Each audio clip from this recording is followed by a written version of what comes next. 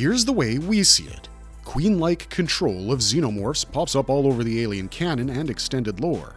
Sometimes it's explicit, like with psychic bonds, pheromones, and royal jelly, but sometimes it's improvised, like through alien sounds, disguises, and bioengineering, and sometimes it's flat-out hubris that ends in a bloodbath. With Wendy now conducting swarms in alien Earth, we wanted to map out every time we've seen a person, synth, or other intelligence act like a de facto queen, commanding, redirecting, pacifying, or otherwise exerting hive-level influence over xenomorphs, and what that history suggests about how far queenhood can stretch. We'll walk you through the most telling examples across the films, comics, novels, games, and a touch of the tabletop RPG, then we're going to pull the threads together into what it all means for us fans speculating about human or synthetic monarchs in the hive. We're ready to dive on in, but before we get too far ahead of ourselves, we do have a very quick request. If you like our content, please support us by subscribing to the channel. It's a small click for you, but for us, it means a lot. Thank you. Let's begin. Woman in the dark. In Alien Bloodlines, Philip Kennedy Johnson seeds the idea of queen-like control through visions of a biomechanical woman, a haunting Giger-coded figure that survivors keep seeing in their dreams. We read that as the hive whispering its own endgame, a psychic silhouette of what happens when our biology is pulled into its orbit. Then, Alien Icarus makes the specter physical. On Tobler 9, Lee, a human, is exposed to the Icarus strain, a black goo-adjacent cocktail, and across 6 comic issues she mutates until she's not just tolerated by xenomorphs, but actively leading them. The finale spells it out. The pack follows her lead, and reports at the time even note that she's communicating with the creatures. We see that as direct queen-like command. What makes Lee so important to us right now is the function over form lesson. She's not a Cameron-style egg layer, she's a hive controller, a node that routes intent, a human mind elevated into a command presence through biochemistry and proximity. That puts her alongside Ripley 8 and Alan Decker on the spectrum of empathic influence, yet she feels closer to Wendy because the power reads as behavioral and psychic rather than reproductive.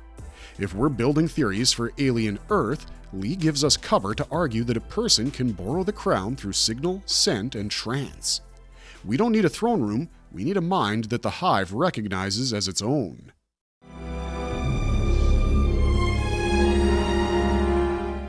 Ripley 8, the accidental queen and the newborn's imprint. When we look for the closest on-screen example of a human acting like a queen, we always land on Ripley 8 in Alien Resurrection. She's a clone of Alien Ripley grown from blood that still carried a gestating queen's DNA. That cross-contamination makes Ripley 8 part human and part alien. She has acid blood, inhuman reflexes, and a sixth sense for where the creatures are and what they want. The aliens respond to her in a way that feels like recognition rather than obedience, and the difference matters. Down in the nest, the queen herself is mutated too. Instead of laying eggs through an ovipositor, she develops a human-style womb and births the newborn, a pale, skull-faced hybrid that wakes up confused and needy. The newborn looks at Ripley 8, smells their shared biology, and chooses her as mother. In the most shocking moment of the film, it kills the queen and bonds to Ripley 8, following her with the raw attachment of a child to a parent. That's not spoken command, yet it bends the hive's center of gravity around Ripley 8. The ending turns that bond into tragedy. To save everyone on the Betty, Ripley 8 lures the newborn to a window and uses her own acidic blood to weaken the glass so it can be sucked out into space. She kills the thing that loved her because it would have slaughtered everyone else. For us, that whole arc proves a harsh truth. The hive can extend maternal status to a human who carries its signal, but that crown is unstable and paid for in blood. The Queen Mother Gambit in the Female War. In the early Dark Horse novel trilogy, Earth Hive, Nightmare Asylum, and The Female War, humanity tries a strategy we still find wild and fascinating.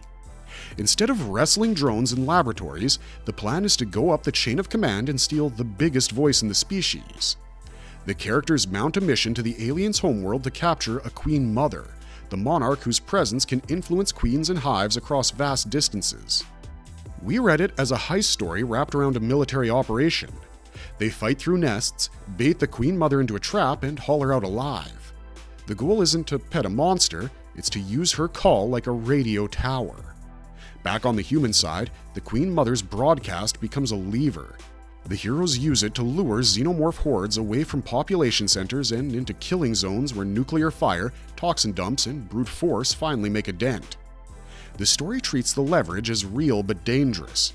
The closer the queen mother gets to a dense human target, the more aliens flood the zone. The ending leans into that double edge. The good guys survive and the tide turns, but not without catastrophic collateral damage and the sick feeling that humanity only won because it briefly held the crown hostage. Canon status has shifted over the years, so we treat this as an alternate timeline lesson rather than a fixed history. The lesson still lands. If you can seize the monarchy, you can steer the war. You won't tame it, you can only point it and pray your timing holds. Build a king and get burned in Aliens Rogue. Aliens Rogue is the story we look to when someone asks whether you can brute force a throne into the hive. Dr. Ernst Kleist runs a research station where he breeds a king alien, a hulking spined monster engineered to dominate a captive queen and through her the entire hive.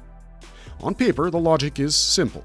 Give the hive a stronger monarch, flood the air with imposingly royal pheromones, and everything will fall in line. What actually happens reads like a cautionary parable, but isn't that just the way it goes in Alien? Once the king matures, it doesn't accept the lab's script. It tears through containment like wet paper, kills handlers, and drives the drones into a frenzy. The queen, who has endured captivity with the cold patience of a general, lures the king into open combat. That fight is the payoff. She doesn't outmuscle it, she outthinks it. She uses speed, reach, and the hive's coordinated strikes to dismantle her would-be usurper. By the time the humans realize the king isn't a leash but a grenade, it's too late. The base is a slaughterhouse, the research is ruined, and the dream of a programmable monarch dies with most of the staff. The end leaves no comfort. The surviving humans flee, the queen survives, and the rogue proves that royal status in this species isn't a badge you can pin on a creation. The hive decides who wears the crown. If the hive doesn't consent, your crown becomes a target, and you become meat. Music of the Spears and the illusion of choreographed control. Music of the Spears is so lurid and so clever that we still think about it whenever people try to train xenomorphs. A composer named Damon Eddington wants to make the ultimate industrial symphony using real alien screams as his instruments. He grows a captive drone that he names Mozart, builds lighting, sound, and feeding routines around it, and convinces investors that he can trigger specific behaviors at specific moments. On the page, it reads like a grotesque stage show. You see technicians timing stimuli, baiting movement with live prey, and treating a lethal organism like a metronome. For a while, it even works. Mozart paces when cued, it lashes at barriers when the lights flash, it produces notes on demand. That repeatability reads like power. Then the show goes live and the real world refuses to obey. The alien reads the room as a hunting ground, not a theater. It adapts to the rhythms it was supposed to perform. It waits for the right timing, exploits a blind spot, and escapes. When it finally reaches Eddington, the sequence plays like the franchise's moral snapping shut. The artist who tried to make a monster sing gets silenced instead. Everyone who treated the creature as a tool becomes proof that a tool can turn. The ending is carnage, and the lesson is simple enough that we can say it without jargon. If you mistake prediction for control, an alien will correct you. It doesn't care about your lighting cues, it cares that you're trapped in a room with it and the door is about to lock. Labyrinth and Dr. Paul Church's chessboard. Labyrinth isn't about pheromones or crowns. It's about a man who tries to turn horror into math. Dr. Paul Church runs a black site facility dedicated to mapping alien behavior through a cycle of capture, stress, reward, and observation. He uses prisoners and soldiers as test pieces and pushes each encounter until a pattern emerges. The recordings are awful to read. He tracks how drones respond to bursts of steam, to a sudden opening, to the sound of a human whimpering. He learns what makes them retreat and what makes them commit. When we say mapping, we mean the Church builds a mental grid of if-then reactions that he believes will let him predict any room the hive enters. The story makes him both brilliant and monstrous, and that duality is the point. If you can forecast a predator with high confidence, you can pre-place your exits, your fire, and your bait. That feels like control. It's not. The plot undercuts Church in stages. Survivors push back, the Hive stops doing the thing he expects, a betrayal inside the facility puts him on the wrong side of his own rules. In the end, the labyrinth he designs becomes his prison. The system collapses under its own cruelty, and Church dies knowing that the chessboard only worked while the pieces agreed to behave like pieces. For us, the lesson is valuable even as it condemns the method. Prediction can save lives for a while. It's not a crown, it only buys time, and time runs out. Norbert and Jerry, the synthetic xenomorph infiltrators. When brute science fails, people in this universe try costume work. In the Aliens, Hive, and Stronghold era, Dr. Stanislaw Mayakovsky and later corporate successors design and grow synthetic xenomorph bodies to move inside hives without being ripped apart. The most famous of these are Norbert, also known as XL1, and a later model nicknamed Jerry. The idea isn't to build a pet, it's to build a convincing liar. If the Hive sorts friend from foe using scent signatures, cast cues, and the way you carry yourself in a tunnel, then a perfect mimic can stroll through a nursery and survive. We always picture the first test as a breath-holding contest. Norbert steps into the nest, drones scent him, they don't pounce. Humans watching behind glass exhale. From there, handlers start to push. They let Norbert linger near eggs. They time his movements with the patrol of drones. They use his presence to guide the hive away from one quarter and towards another. For a while it works. Then the human desire to turn infiltration into control flips the table. A drone lingers too long, a queen pays attention. Someone gives Norbert a task that looks like a command instead of companionship. The hive notices the lie and blood follows. Jerry's later appearances repeat the cycle with better tech and the exact same human mistake. These stories end with facilities in flames, handlers dead and fleeing, and mimic creatures destroyed by the very families they tried to impersonate. The takeaway is practical. You can wear the perfume of a queen and get safe passage. The second you act like a queen, the hive demands proof you can never supply. Alan Decker in Sea of Sorrows. Sea of Sorrows jumps the timeline forward and asks a different question. What if a human mind can hear the hive the way a tuning fork hears a tone? Alan Decker is the grandson of Ripley 8, and he inherits a faint empathic sensitivity that feels like a diluted version of her bond. Corporate forces recruit him because he can sense aliens before anyone else can. He becomes an unwilling divining rod on a mission to a buried nest.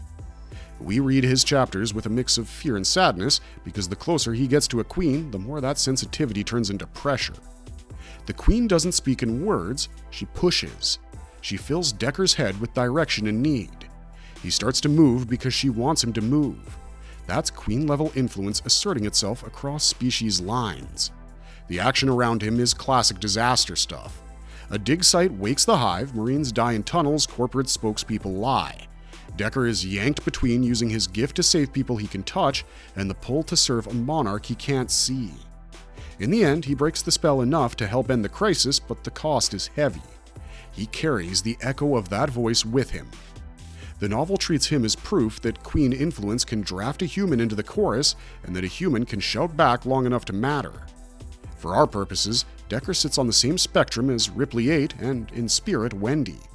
The hive can recognize us, it can try to use us, and we can sometimes use it back. Cult guardians and ritual control in Aliens: Dark Descent. Aliens: Dark Descent adds a nasty twist to the walk among them idea. On the planet Leth, a human cult called the Darwin Era creates guardians, zealots who undergo surgery and implantation so they can move beside aliens without being attacked. Some carry developing chestbursters. Some are saturated with chemicals that mark them as off-limits. In gameplay and lore, these people function like wardens on the ground. They don't command a hive the way a queen does, they manage it.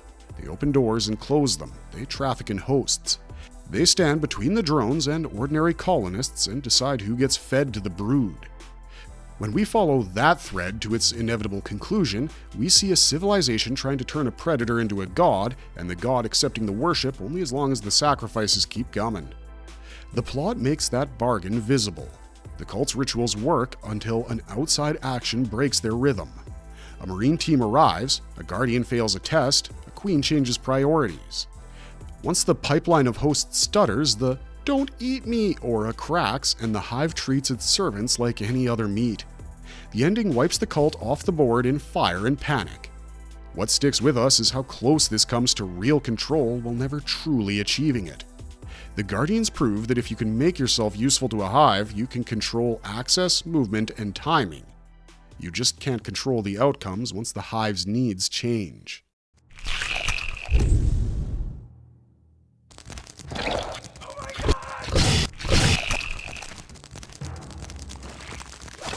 The K-Series in Aliens vs. Predator Extinction. In the real-time strategy game Aliens vs. Predator Extinction, human scientists breed the K-Series, an engineered line of aliens meant to be stronger, trainable, and safely deployable. We think of it as a playable case study in corporate hubris. The premise feels airtight. If you can standardize an alien with predictable traits and then imprint it on handlers, you get the ultimate living weapon. Campaign missions show the dream working in controlled spaces. K-Series units fight where they are told. They pair well with human squads. They move through a battlefield like trained animals. The moment that dream meets the original strain, the hierarchy collapses. The classic hive logic asserts itself, a true queen appears, and the K-Series breaks ranks to follow older, deeper rules. Factions turn on their creators. What looked like domestication reveals itself as temporary conditioning. The end state never flatters the company. Bases fall, handlers die, the program that promised clean control leaves a mess for Predators and Marines to clean up. As a story beat, it lines up perfectly with Rogue and with almost every comic that tries to seat a human on the throne. You can overlay training on top of instinct, you cannot replace the monarchy built into that instinct without the Hive's permission. The game lets you feel that at a tactical level. Your commands mean something while the Hive is quiet. The second a Queen song rises, your commands become noise.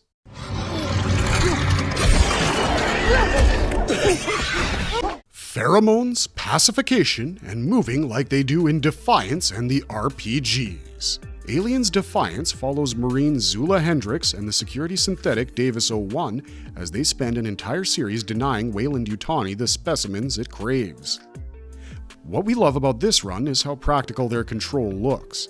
They don't try to order aliens around, they study how to be ignored. Davis builds profiles of what triggers pursuit inside ships and stations. Zula adjusts timing, heat, and noise levels to slip past patrol patterns. When they must fight, they prepare bottlenecks that make drones choose the worst possible angles.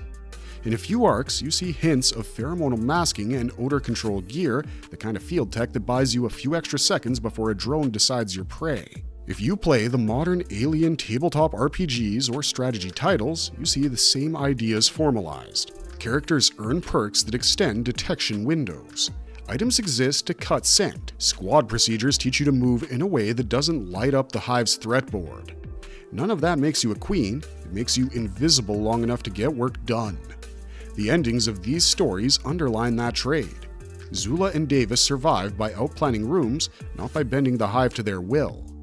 When the company inevitably corners them, they scuttle ships and burn labs rather than let anyone pretend the specimens can be domesticated. In our opinion, Defiance and the RPGs teach us the most useful lesson for people who want to live. Prediction and restraint steer aliens better than arrogance ever will.